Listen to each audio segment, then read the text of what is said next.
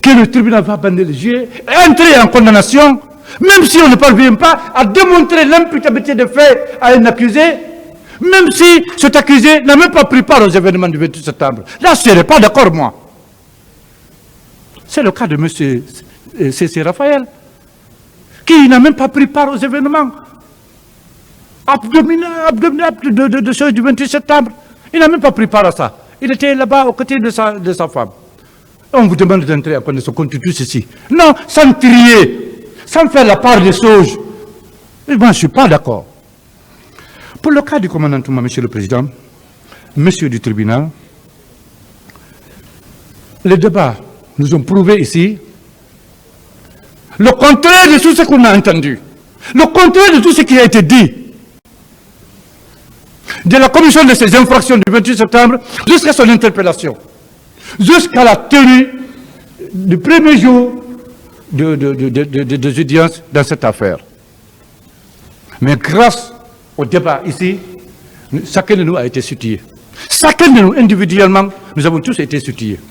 Et s'il faut intellectuellement, avec une probité morale, parler de ces faits-là, Monsieur le Président, moi je dirais personnellement, ça n'estime que moi je dirais, Monsieur le Président, que parmi tous les accusés, ici, c'est le seul qui a dit quelque chose que moi j'ai trouvé vrai.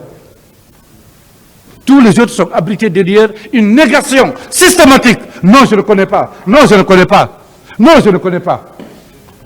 Lui, je me rappelle, Monsieur le Président, un confrère lui a posé la question. Non, même pas confrère, le parquet. Le parquet lui a posé la question. Monsieur Touma, comment Makambo est mort? Il a dit la vérité. Il a dit qu'on s'est bagarré. Ils étaient tous derrière moi, les canons braqués. Même à la détente. On a ouvert le feu. On s'est bagarré. Je l'ai maîtrisé et je l'ai exécuté. Mais ça, c'est une vérité. C'est une vérité. On n'est pas là pour les événements du 28 septembre. Mais il nous a dit comment le CNDD est né.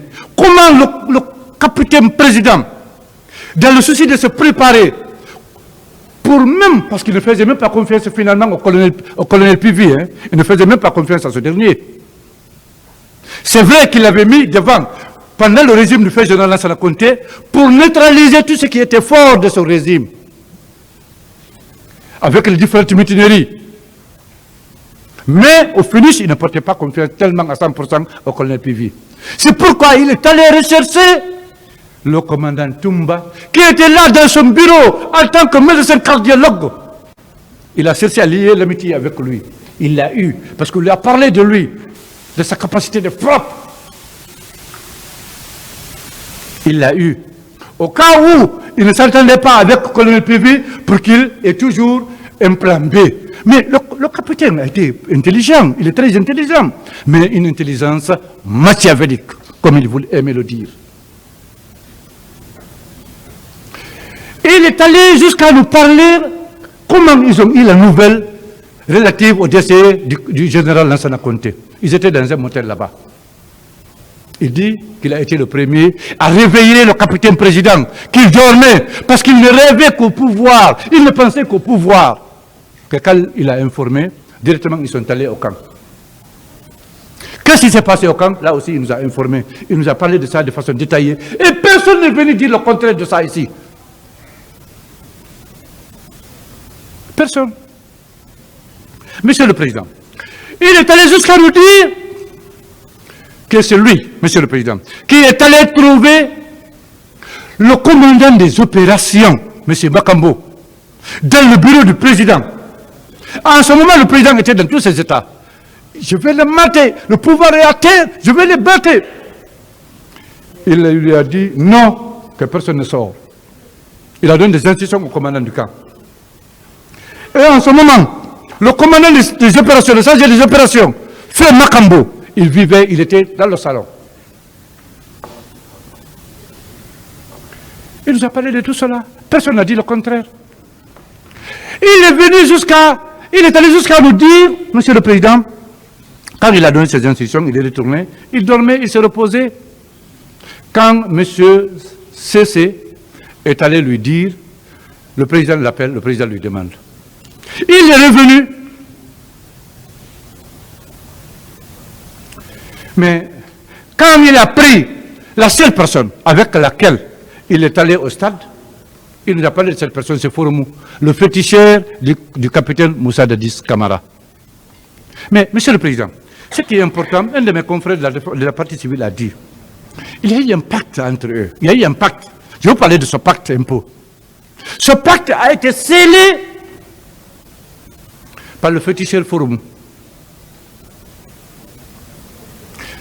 Sur la demande du capitaine président Moussa Dadis Camara. Ce pacte, c'est pour qu'il reste uni, reste solidaire. Ce pacte, c'est pour éviter toute trahison. C'est pour qu'ils restent ensemble derrière les idéaux du capitaine président Moussa Dadis Camara. Que lui, le commandant, il respectait ce pacte. Il respectait ça. Partout où il s'est levé la tête, il ne le voit pas, il va à sa recherche. Il nous a parlé ici combien de fois le capitaine sortait avec d'autres éléments à sa place en tant qu'aide de camp. Lui, il se met à sa recherche, il va, il le retrouve. Il dégage la personne qui est là, à sa place, il reprend sa place. Il nous a parlé de ça. Personne n'a dit le contraire ici. Mais ce qu'il n'a pas compris, Monsieur le Président, le féticheur le nommé Joly Touré nous a détaillé ici, que lui-même, il figurait sur la liste des personnes à éliminer. Il ne le savait pas. Que quand ils ont fait venir le magicien indien, pour demander à ce dernier, mais qu'est-ce qu'il faut pour qu'on reste au pouvoir aussi longtemps que possible? Qu'est-ce qu'il faut? Que dès qu'il a fait sortir son miroir, il a dit c'est impossible. Je peux vous aider pour que vous sortiez haut les mains dans ce problème. Mais dire que vous allez vous pérenniser au pouvoir, c'est impossible. Il dit alors, qu'est-ce qu'il faut? Après nous, qui va venir? Il regarde dans ce miroir de nouveau, il voit le professeur Alpha Condé. Il dit, quoi que vous fassiez, c'est lui qui va venir après vous. C'est là-bas où l'idée d'éliminer le professeur et tous les autres leaders politiques est venue. Et on a même désigné le commandant du camp Koundara à l'époque pour aller au stade les éliminer, au cas où il y aura une manifestation.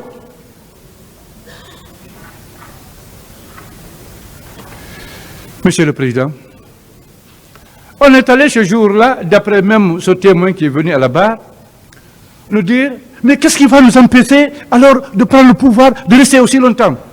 Paf, le magicien indien regarde le miroir et dit, bon, c'est lui qui va vous empêcher, de ser le général Sékouba Konaté et le nommer Toumba. Et voici Toumba. Vous ne pouvez pas l'éliminer. En tout cas, il dit que lui, il ne peut pas. C'est là-bas, séance tenante, Monsieur le Président, les conseillers du président, qui avaient au départ de bonnes intentions, de bonnes idées pour le peuple de Guinée, c'est là-bas où ces conseillers lui ont dit, non, nous on connaît d'autres de la Côte d'Ivoire. Ils ont travaillé pour tel, on va faire venir ces derniers. Ils sont venus et ils ne comptaient que sur le sang. Et on lui a dit qu'ils peuvent l'aider à atteindre son objectif. Rester aussi longtemps que possible au pouvoir. Mais pour ça, il faut qu'il y ait le sang, et beaucoup de sang. C'est dans cette perspective qu'ils sont allés chez Gono Sangaré. Ce Gono Sangaré, c'était pourquoi le témoin nous a dit que c'était pour éliminer le commandant Toumba. Ce Gono Sangaré, c'était quoi, Monsieur le Président? C'était pour permettre au président de se laver de nouveau avec du sang humain. C'était de préparer. Un de mes confrères de la partie civile a dit qu'il ne comptait que sur le fétichisme.